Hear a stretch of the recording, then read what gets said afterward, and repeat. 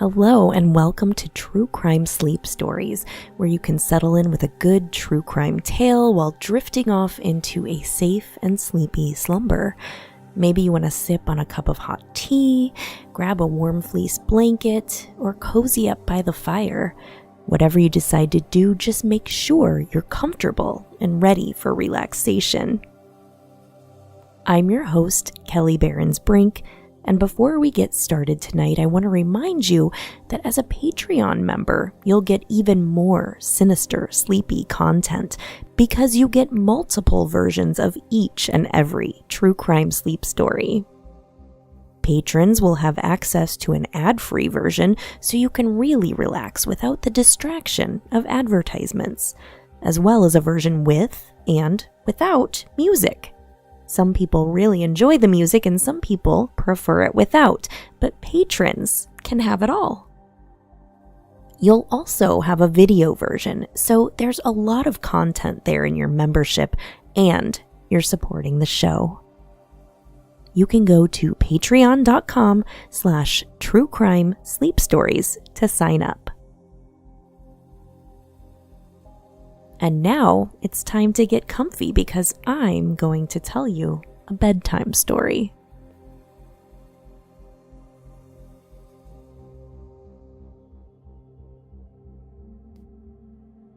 Usually people connect witches to Salem, Massachusetts, but for this particular case, the witches were in Springfield, New Jersey. It all started in 1972 when a dog brought home a decomposed forearm to its owner. This prompted a police search, and a body was soon found afterwards atop a cliff in Springfield.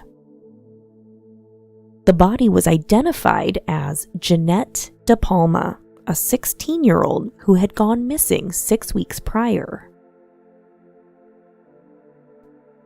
Immediately, rumors began spreading as to the cause of her death. The hill where she was discovered was covered with occult symbols, and many believed her body was placed on a makeshift altar. Many locals, even some police officers, blame a coven of witches who they say used DePalma for a human sacrifice. Because of a flood, much of the case's details have been destroyed. However, some reports from local papers mentioned that police couldn't determine the cause of death due to her badly decomposed body. They had also investigated a homeless man who was a prime suspect, only to find no connection with the killing. As for the occult theory, many believe that DePalma may have provoked a group of Satan-worshipping teens at her high school when she was trying to evangelize them. She was involved with a group who helped drug addicts by finding faith in Christ. The reverend who ran the group theorized that she was selected as a sacrifice to the group because of this. Was she a human sacrifice? Or did these suspicions help hide the real killer? Perhaps no one will ever know. Who exactly was Jeannette DePalma? Jeannette DePalma was an American teenager born in 1956 who is believed to have been murdered sometime on or around August 7, 1972 in New Jersey. The case, still unsolved, has become a matter of significant controversy due in part to the coverage in Weird New Jersey magazine and in the 2015 book Death on the Devil's Teeth. In 2021, the New York Daily News mentioned that the organization named Justice for Jeannette DePalma is dedicated to keeping her memory alive, and they have fought to shed more light on her case. The organizers are continuing to look for clues even as the case approaches the half-century mark. On August 7, 2022, Justice for Jeannette held a 50-year prayer vigil on the steps of Springfield Town Hall with Deputy Mayor Chris Weber, Pastor Kevin Brennan, and Edward Salzano, in hopes her 50-year-old murder will be solved. And now that we've talked a little bit about Jeannette's life, here are some of the mysterious details of her death. On the afternoon of Monday, August 7th, 1972, 16-year-old Jeannette DePalma left her home on Clearview Road in Springfield Township, Union County, New Jersey, telling her mother that she was going to take a train to a friend's house. When she did not arrive at her friend's house or return later that evening, her parents filed a missing person report with the Springfield Police Department the following day. 6 weeks later, on September 19th, DePalma's remains were found atop a cliff inside a quarry in Springfield after a local dog brought her decomposing right forearm and hand back to its owner. According to several witnesses at the scene, DePalma's skeletal remains were surrounded by a series of strange and possibly occult objects. Descriptions vary, but the most commonly agreed upon account states that the remains were found inside a coffin-shaped perimeter of fallen branches and logs, and inside this perimeter were several small, makeshift wooden crosses.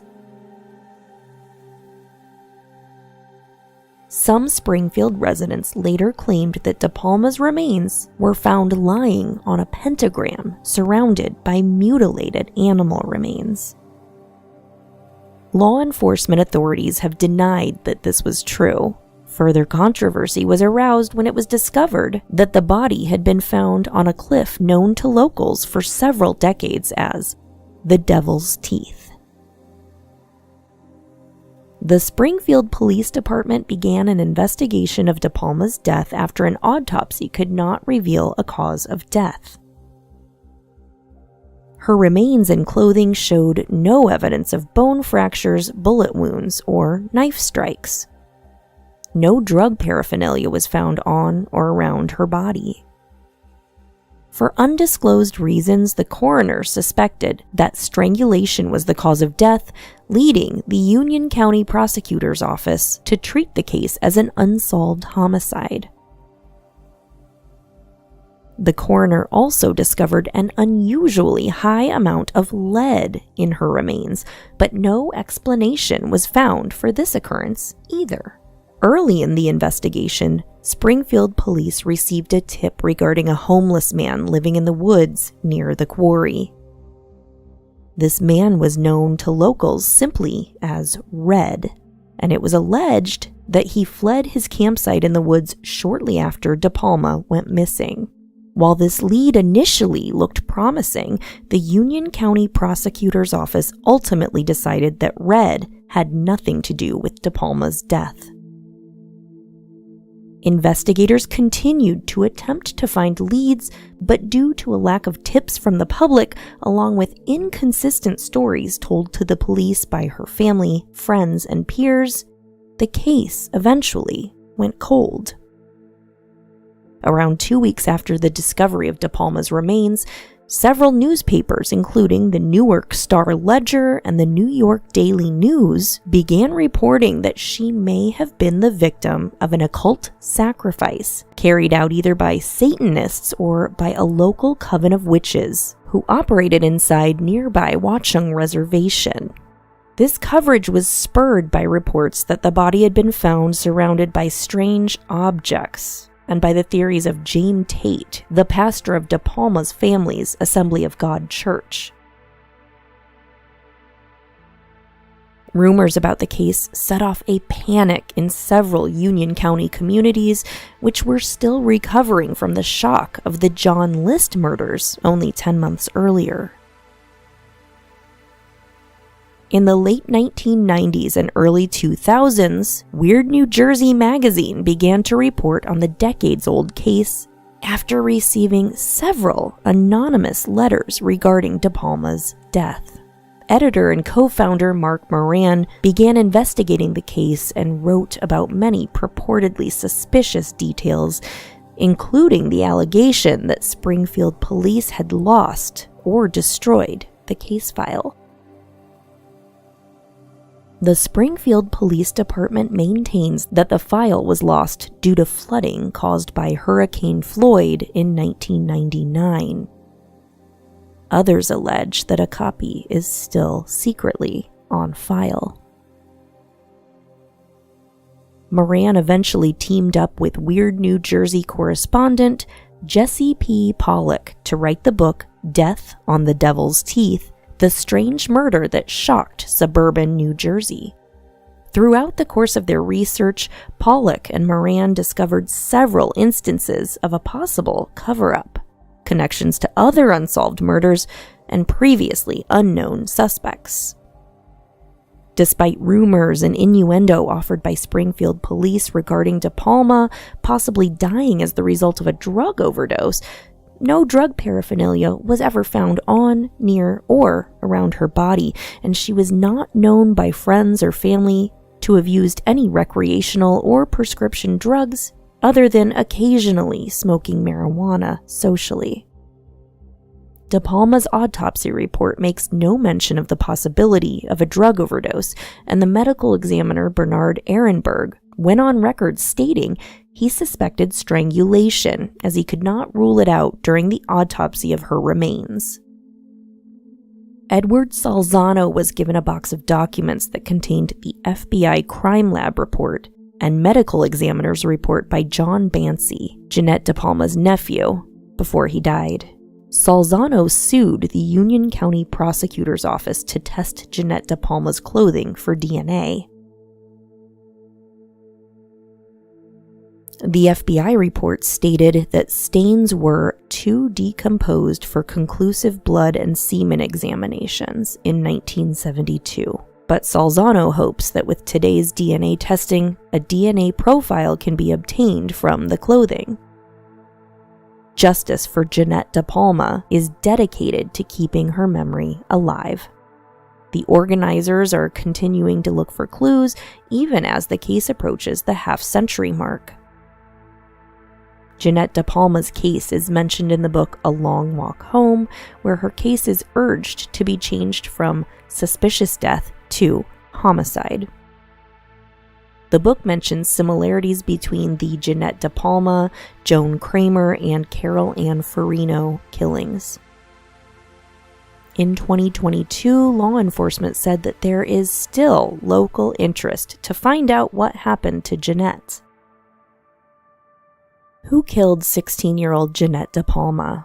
Was she the victim of a satanic ritual, or was there a sinister police cover-up involved? Sadly, we may never know. I'm Kelly Barons-Brink, and this has been tonight's True Crime Sleep Story. Good night, sleep tight, and don't let the monsters bite.